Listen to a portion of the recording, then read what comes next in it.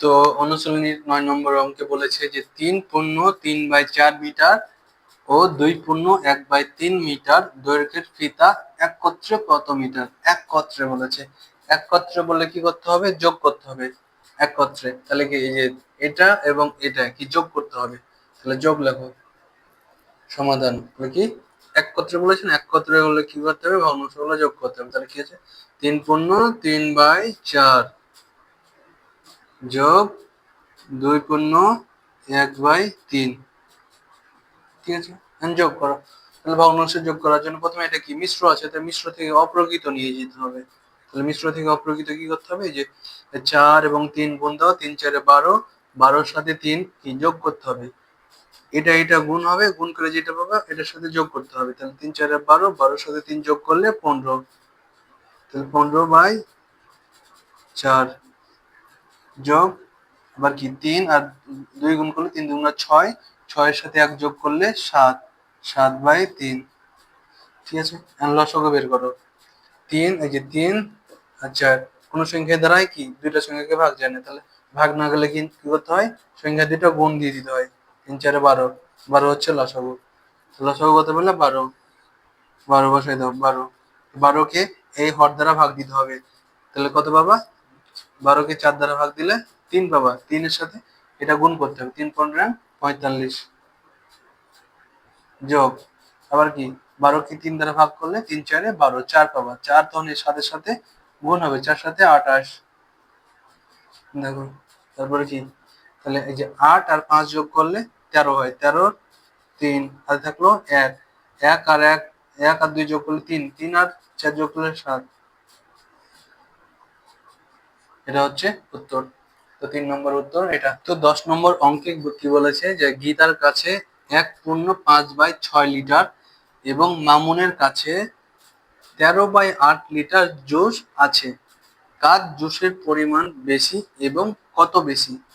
তাহলে কারটা বেশি আগে বের করে নিতে হবে।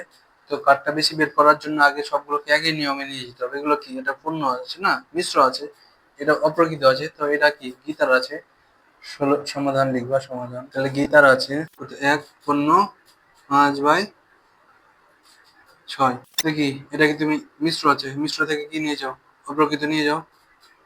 তাহলে 6 আর 6, 6-এর সাথে 1 গুণ করলে 6 কে 6, 6 পেলা। 6-এর সাথে 5 যোগ করলে 11, 11/6, কথা হলো এটা। এটা 11/6।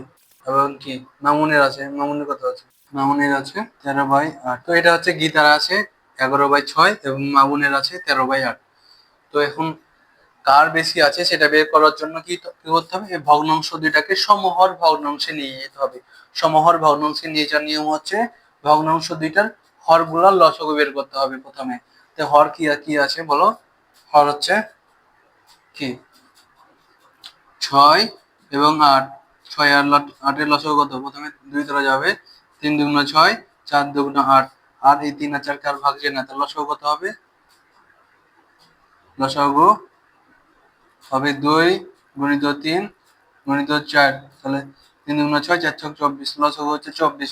এই 24 ফেলায় এই 24-কে এখন কি করতে হবে? যে 24 ভাগিত এই যে প্রথম ভগ্নাংশের হর দ্বারা ভাগ দাও, হর 6, ঠিক আছে?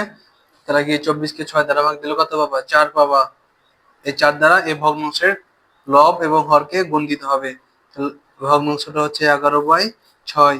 11/6-কে উপরেও 4 দ্বারা গুণ দিতে হবে, নিচেও 4 দ্বারা গুণ দিতে হবে, ঠিক আছে? দেখো কত পাবা?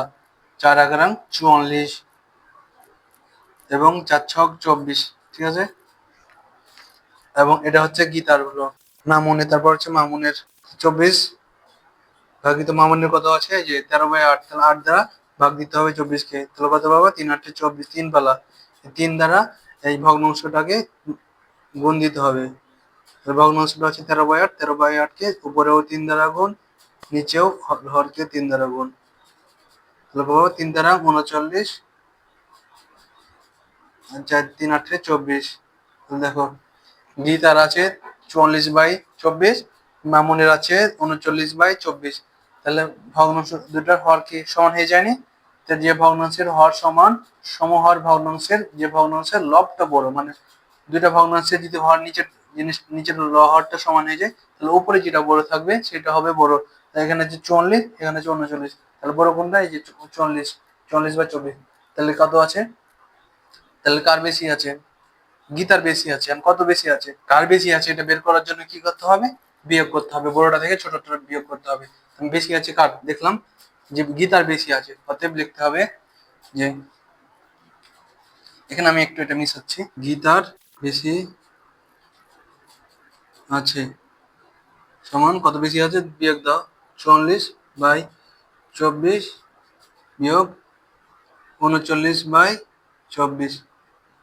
ঠিক আছে, তাহলে হবে কত? 24।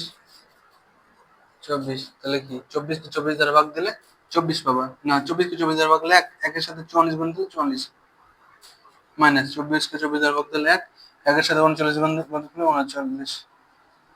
ঠিক আছে, তাহলে এটা কত হলো?